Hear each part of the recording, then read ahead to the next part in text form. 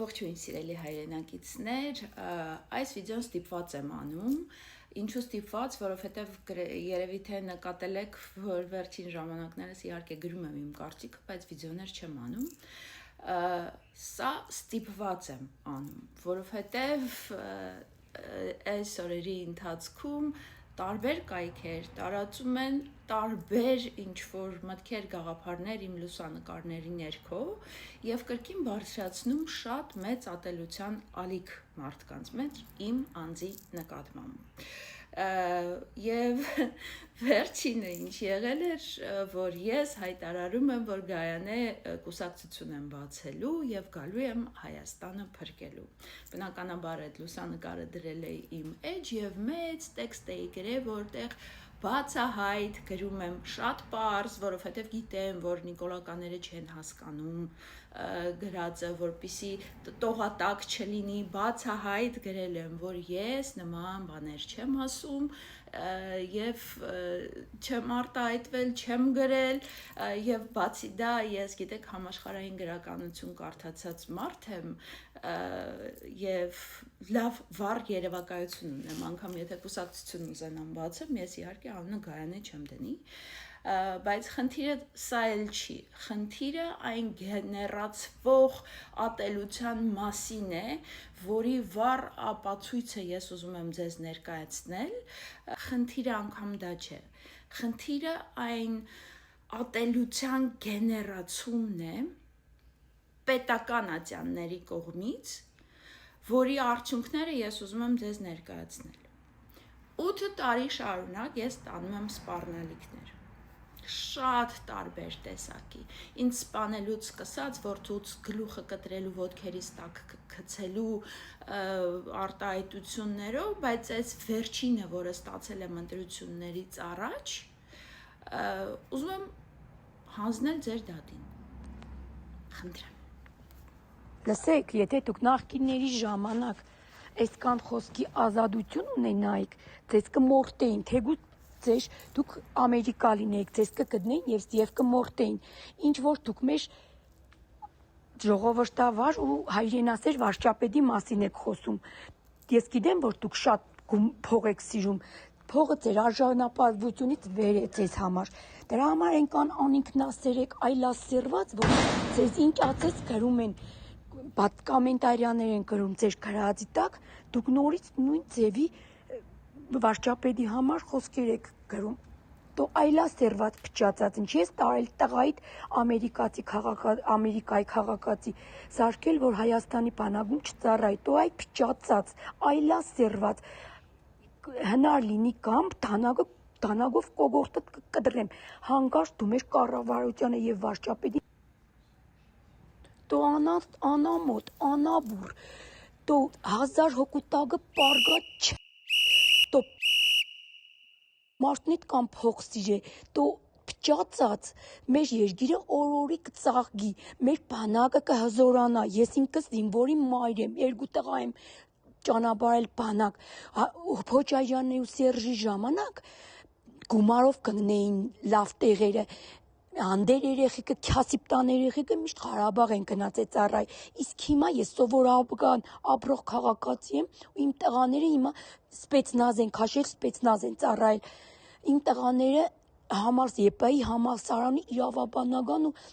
կիրառական մաթեմատիկա ֆակուլտետներում են ուսանում առանց գումարի, որն որ Քոչարյանի եւ Սերժի ժամանակ գումարով է եղել, դու այ փչացած այլասերված։ Դե ինչ լսեցիք։ Եվ գիտեք, խնդիրը այն չէ այդ տիկինը կիրականացնի իր ցանկությունը երբ ինձ տեսնի, թե ոչ։ Խնդիրը նրանում է, որ այս 8 տարիների մեջ ձեր մեջ այնպես են գեներացրել այդ ատելությունը, այնպես են զարգացրել այդ ագրեսիան, որ գուցե եւ շատ խաղաղ տեսք ունեցող տիկին իրեն նման բան է թույլ տալիս։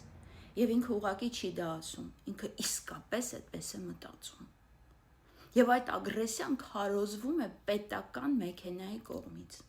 հենց երկրի առաջին դեմքի կողմից, երկրի բարձր ամբիոնից։ Դուք 8 տարի շարունակ լսում եք սպառնալիքներ, այդ ճղճղան ձայնով ասող զզվելի ինչ-որ արտահայտություններ և 8 տարվա մեջ ձեր մեջ դա դարձել է նորմալ։ բայց ժողովուրդ դա նորմալ չի։ Նորմալ չի այդ ատելությունը, նորմալ չեն ձեր արտահայտությունները, նորմալ չի, որ դուք ձեր հայոյանքները բերել եք հասարակական դաշտ, նորմալ չի, որ դուք ձեզ դա թույլ եք տալիս, նորմալ չի, որ դուք սպառնում եք ձեր հայրենակիցներին այլ կարծիք ունենալու համար։ Այո, ես ունեմ ձեր շատերից տարբերվող կարծիք, որը բարձրաձայնում եմ, ես չեմ վախենում բարձրաձայնել։ Ու ես ձեզ համար վտանգավոր եմ, ինչի եմ ես ձեզ համար վտանգավոր, որովհետև ազգային արժեքների մասին եմ խոսում, կարևորում եմ այդ արժեքները, կարևորում եմ մեր հայ հերոսներին, կարևորում եմ մեր արցախյան հաղթանակը, համարում եմ, որ մեր դասագրքերում պետք է լինեն հայ գրողների ստեղծագործություններ, այլ ոչ թե ադրբեջանցի, որ ձեզ մատնացույց էի անում, որ դեռևս պատերազմից առաջ եկել էին քարտեզագրության ինստիտուտը փակեցին եւ մեր հրաշալի երկիրը վերածեցին քառակուսի մետրների, որն էլ վերջում վերածեցին պրոշկայի ու կպցրեցին իրանց դոշին ու օպարտ քայլում են։ Դրա համար եմ վտանգավոր։ Վտանգավոր եմ, որովհետեւ կիրթ եմ, վտանգավոր եմ, որովհետեւ չեմ ուզում, որ դուք իրար ուտեք, գիտեք, սիրելի նիկոլականներ, այո, սիրելի, կապ չունի, որ դուք սենց ագրեսիվ եք, անընդհատ սպառնալիքներ եք ինձ գրում, զզվելի արտահայտություններ եք անում, չեք մտածում, որ հայ է, կին է ի վերջո, եւ ընդհանրապես կարծիք է արտահայտում ոչ մեկին չվիրավորելով։ Դուք, սիրելիներս, գիտեք ինչի եմ այդպես ասում,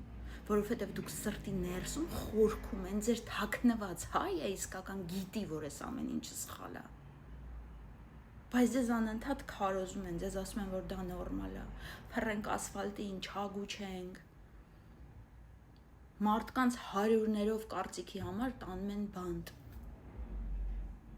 Իսկ դուք ագրեսիվացել եք, եւ այդ ձեր ագրեսիան թափում եք այն մարդկանց վրա, ում համարում եք, որ կարող եք։ Չեք կարող։